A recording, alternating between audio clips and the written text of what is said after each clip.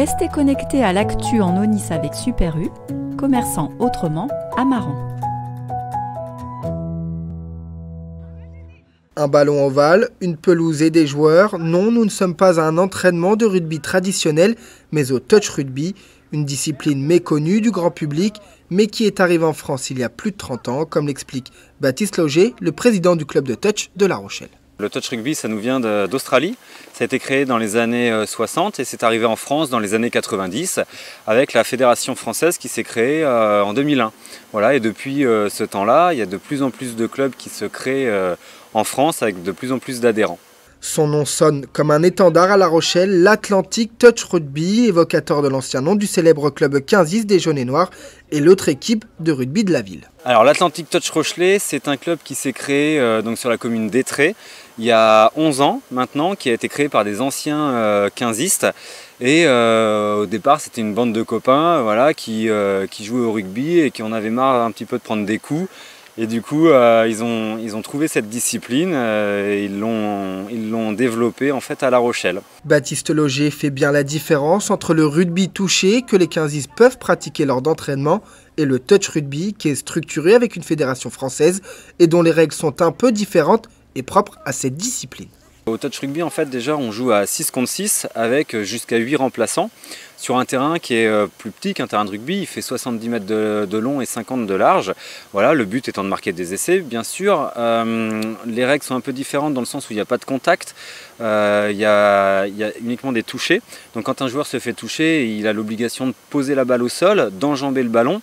Et ensuite, il y a un demi qui ramasse et qui distribue le jeu. On a 6 possessions de balles avant de marquer un essai. Au bout de la du sixième touché, balle à l'adversaire.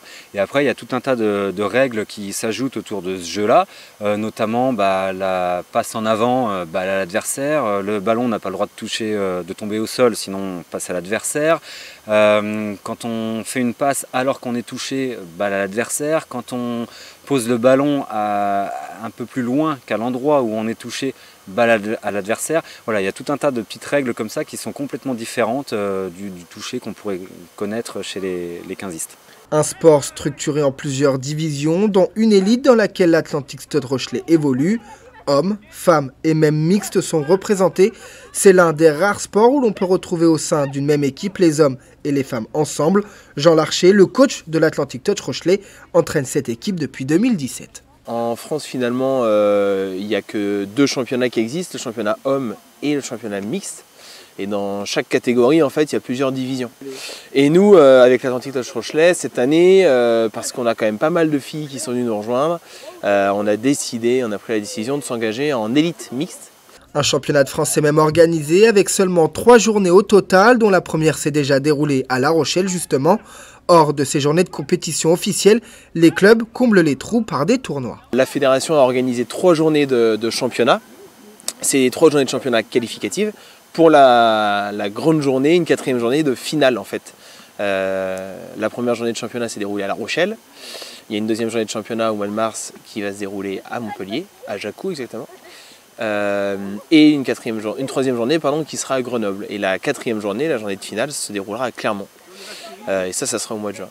Et après, chaque club est libre justement de proposer son propre tournoi quand il le souhaite et dans la catégorie qu'il le souhaite aussi. Ça peut être un tournoi mixte, ça peut être un tournoi women's, ça peut être un tournoi men's ou ça peut être un tournoi qui unifie toutes les catégories. Et La Rochelle organise aussi son tournoi baptisé l'Ocean Touch. L'Atlantic Touch Rochelet ambitionne de devenir l'un des plus grands tournois européens de la discipline en faisant venir des équipes anglaises ou encore irlandaises notamment. L'Ocean Touch, on fait que men's et women's. L'idée c'est d'avoir 16 équipes men's et 8 équipes women's.